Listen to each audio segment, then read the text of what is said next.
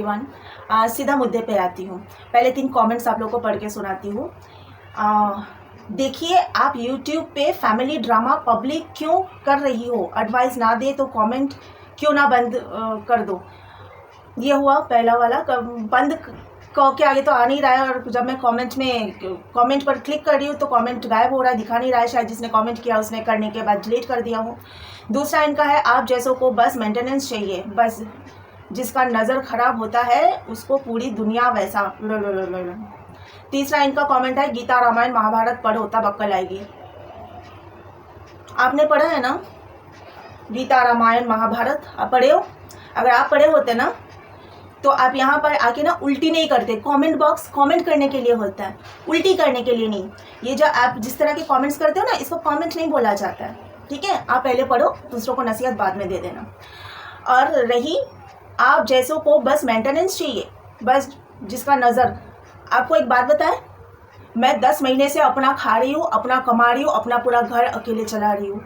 मेरा पति मुझे मेंटेनेंस देना वो लायक नहीं है वो, और ना मैंने क्लेम किया है। जबकि सारे लोगों ने मुझे, यहाँ के जितने भी लोग हैं जान पहचान के, सारे लोग मुझे बोलते हैं आप मेंटेनेंस के लिए क्लेम करो। मैंने बोला वो मुझे खिलाएगा? जो बोलता है मेरे माँ बाप का खाते हो उनका सुनना पड़ेगा, उसकी हैसियत नहीं है वो मुझे पाले, ठीक है? वो मैंने उसका हाथ वो टाइम पे थामा था जब वो बेरोजगार था। अब वो क्या कर रहा है मुझे नहीं मालूम, इस वक्त वो क्या कमा रहा है या नहीं कमा रहा है मुझे नहीं मालूम, लेकिन उस टाइम पे मैंने उसका हाथ पकड़ा था जब वो बेरोजगार था।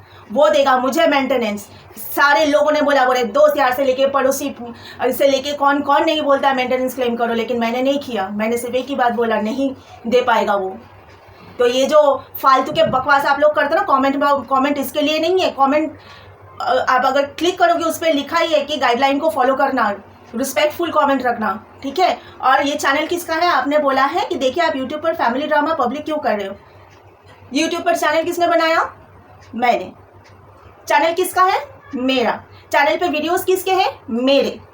मैं मेरे व्लॉग्स अपलोड करती हूँ। ये व्लॉगिंग चैनल है। व्लॉगिंग चैनल का मतलब ये होता है जो हमारी लाइफ में जो भी चीज़ें चल रही है, चाहे अच्छी चाहे बुरी, हम उसको शेयर करेंगे जितना हमें लगेगा कि हमें करना चाहिए। और ये जो मैंने हिम्मत जुटाई है ना, 10 महीने के बाद चुप बैठी थी, सिर्फ अपने कामों में लगी थी। शूट्स पे जाती थी, इवेंट्स पे जाती थी, घर पे आती थी, खाती थी, सोती थी। मुझे किसी ने हिम्मत जुटाया है कि आप शेयर करो, लोगों को पता लगे कि लोग ऐसे भी होते हैं। और ये चैनल मेरा है। मैं आपके घर में घुस के मेरी कहानी नहीं सुना रही हूँ। इनफैक्ट आप मेरे, ये जो फैमिली मैंने क्रिएट किया है ना यूट्यूब पर, ये मेरा चैनल है। ये मेरे लिए एक छोटी सी फैमिली जैसी है, जिसके कुछ मेंबर्स है, बहुत प्यारे सुंदर मेंबर्स है। ये यूट्यूब के जो मेरे फैमिली मेंबर्स है ना, जिनके वजह से मैं हूँ, जिनका प्यार मुझे मिलता है, सपोर्ट मुझे मिलता है, और जो लोग मुझे हौसला दे रहे हैं, ठीक है, उनके साथ मैं शेयर कर रही हूँ। आप ज़बरदस्ती बीच में घुस रहे हो। आप मेरे YouTube फैमिली के मेंबर्स में से नहीं हो। आप होते हैं ना, कुछ पड़ोसियाँ होते हैं ना जो फालतू में आके रायता फैलाते हैं,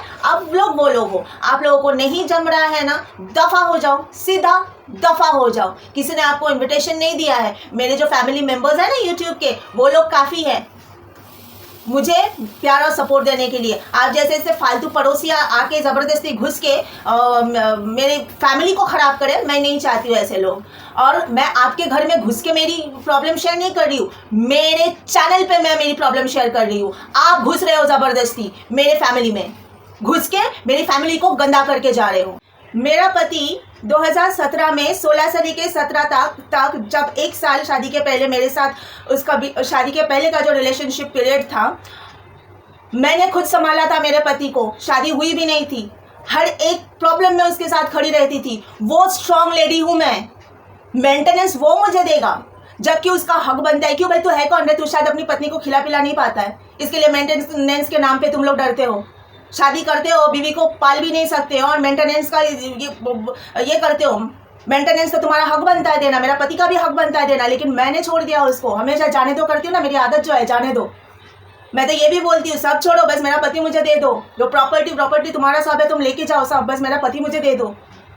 जैसे तैसे हम गुजारा कर लेंगे, बस पति दे दो, ठीक है? इतना भी बोलती हूँ मैं। लेकिन पति कोई सामान तो है ही नहीं कि हम क्लेम करे आ जाए। उसकी मर्जी होगी, उसके आंखों पे पट्टी पड़ी हुई है।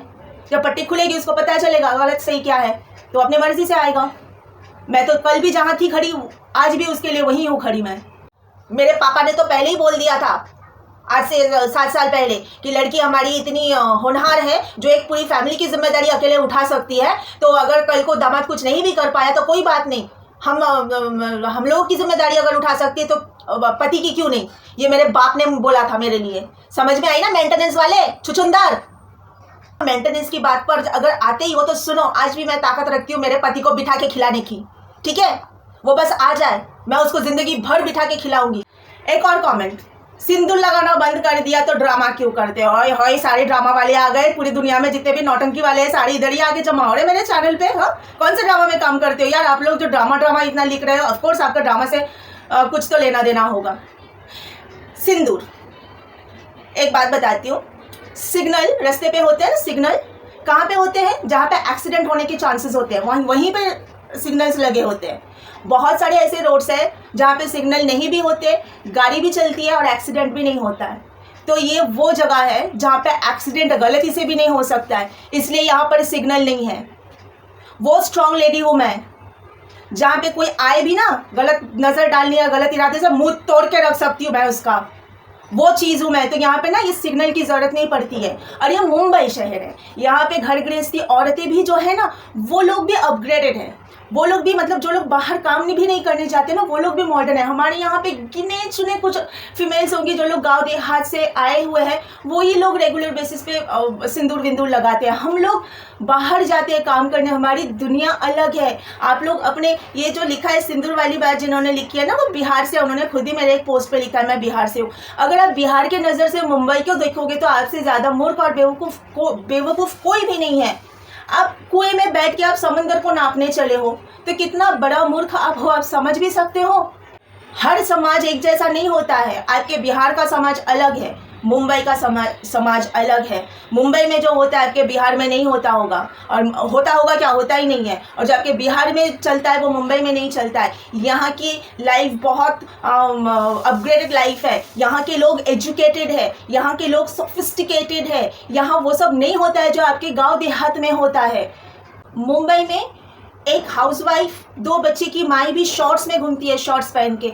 यहाँ पर ये सब आम बात है। लेकिन आपका समाज अलग है। आप अपने समाज में रह के हमारे यहाँ के समाज को अगर जज करोगे तो आपसे बड़ा बेवकूफ़ दुनिया में कुछ भी नहीं है। हर जगह का समाज अलग होता है, हर जगह की सोसाइटी अलग होती है। तो आप भले ही सोशल प्लेटफॉर्म पे आए हो, लेकिन आने के बाद ऐसा नहीं कि आपका और मेरा समाज एक हो गया है। सोशल प्लेटफॉर्म बना ही इसके लिए है कि आप दुनिया को देख सको, जान सको। दुनिया बहुत बड़ी है और आप अपने समाज में रह के दूसरे समाज के बारे में भी जानकारी ले सको, इसलिए सोशल प्लेटफॉर्म बना हुआ है। ऐसा नहीं कि आप अपने समाज में रह के आप चाहो कि दूसरे समाज के लोग भी आपके समाज की चीज़ों को अपनाएं, ऐसा नहीं हो सकता ना। कुछ ऐसे औरतों को मैंने देखे हैं, इतना बड़ा सिग्नल जैसी बिंदी और ये लक्ष्मण रेखा पूरा मांग में भरने के बाद जिसके नाम के लक्ष्मण रेखा और सिग्नल इतना बड़ा लगाया है, उन्हीं को दिन रात जलील किए जा रही है। अपने पति के साथ उठते बैठते पति के नाक पे दम कर रखी है। भाई ऐसे औरतों को मैंने देखे हैं, ठीक है। तो ये लगा लिया और ये लगा लिया करके बहुत बड़ी सती सावित्री हो गई, ऐसा कुछ नहीं है। ये सब लगा के भी ना सिग्नल पे खड़ी है, ऐसे भी औरत को मैंने देखे हैं, ठीक है। और रही मेरी बात, तो जैसे मैंने बोला है कि यहाँ एक्सीडेंट होने के कोई चांसेस ही नहीं है कि यहाँ पे सिग्नल लगाया जाए, तो मुझे उस सिग्नल की ज़रूरत नहीं है। मुझे मेरे मर्यादा का जो लक्ष्मण रेखा है मुझे बहुत अच्छी तरह पता है कि मेरे लिए क्या सही है क्या गलत है। आप सिंदूर से मुझे मत नापो, ठीक है। आप अपने घर में झांको। समाज का सारा रीति रिवाज, नियम कानून, धर्म का पाठ, मर्यादा का लक्ष्मण रेखा, सब कुछ औरत के लिए बना हुआ है। किसने बनाया? पुरुष शासित समाज, पुरुषों ने ही बनाया। ये जो सिंदूर और मंगलसूत्र का ठप्पा वो भी औरत पे ही लगना चाहिए। क्यों शादीशुदा आप लोग होने के बाद आप पे क्यों नहीं ठप्पा लगता है? आप क्यों शादीशुदा होने के बावजूद भी खुला सांड बन के घूमते हो समाज में?